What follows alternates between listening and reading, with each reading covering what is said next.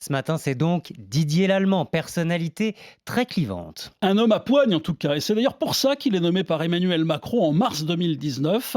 À l'époque, on est, souvenez-vous, en pleine crise des Gilets jaunes. Les rues de Paris se transforment chaque samedi en champ de bataille, l'Arc de Triomphe est saccagé, les agences bancaires ou les voitures de luxe prises pour cible, et le porte-parole du gouvernement voit même la grande porte de son ministère défoncée par un engin de chantier. Le pouvoir vacille, les manifestants tentent chaque week-end de marcher jusqu'à l'Élysée. Je suis là pour protéger le président, confie le nouveau préfet de police de Paris à la maire Anne Hidalgo peu après sa nomination. Il arrive alors de Bordeaux, où il a pu notamment expérimenter la technique de la NAS, qui consiste à bloquer les manifestants en les encerclant pour limiter les dégâts et interpeller les plus violents. Technique très contestée car les manifestants pacifiques se retrouvent eux aussi coincés. À Paris, face aux gilets jaunes ultra et au Black Bloc, il met le paquet, dirige lui-même les opérations depuis le PC de la préfecture de police, à grands coups de lacrymogène et d'arrestation.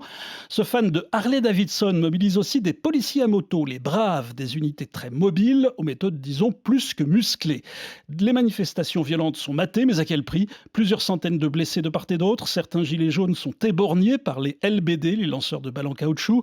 Dit l'allemand est traité de préfet psychopathe par Jean-Luc Mélenchon, qui l'accuse d'organiser le désordre et la pagaille. Et plus récemment, Didier Lallemand a été mis en cause dans un autre dossier, celui des violences autour du Stade de France le jour de la finale de la Ligue des Champions. Est-ce ça qui a précipité sa chute? Eh bien, pas du tout. Ce serait même le contraire, selon nos confrères du journal Le Monde, qui a révélé son départ. Le gouvernement n'aurait pas voulu donner l'impression de décider sous la pression et donc retarder cette annonce. Didier Lallemand aurait lui-même demandé à quitter ses fonctions plusieurs semaines avant que Saint-Denis ne soit choisi pour accueillir le match. N'empêche que le rapport sénatorial publié cette semaine insiste sur la responsabilité du haut fonctionnaire, qui d'ailleurs l'assume pleinement.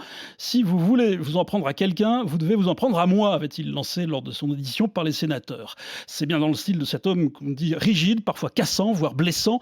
À Bordeaux, on se souvient encore de cette réunion où il avait remonté les bretelles d'un commissaire de police en lui disant qu'il allait finir sur un crotte-boucher.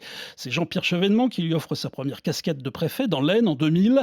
Les deux hommes se connaissent bien. L'Allemand a été l'un des dirigeants du CRS, la branche chevènementiste du PS à la fin des années 70. Avant de devenir préfet, il a dirigé l'administration pénitentiaire. On lui doit la création des ERIS, les gros bras qui viennent rétablir le calme en cas d'agitation dans une prison. Il a aussi été secrétaire général du ministère de l'Intérieur quand Manuel Valls détenait le portefeuille. Ce fils d'un représentant de commerce et d'une chef de caisse d'un grand magasin rêvait depuis des années du prestigieux poste de préfet de police de Paris. Il l'aura occupé pendant plus de 3 ans.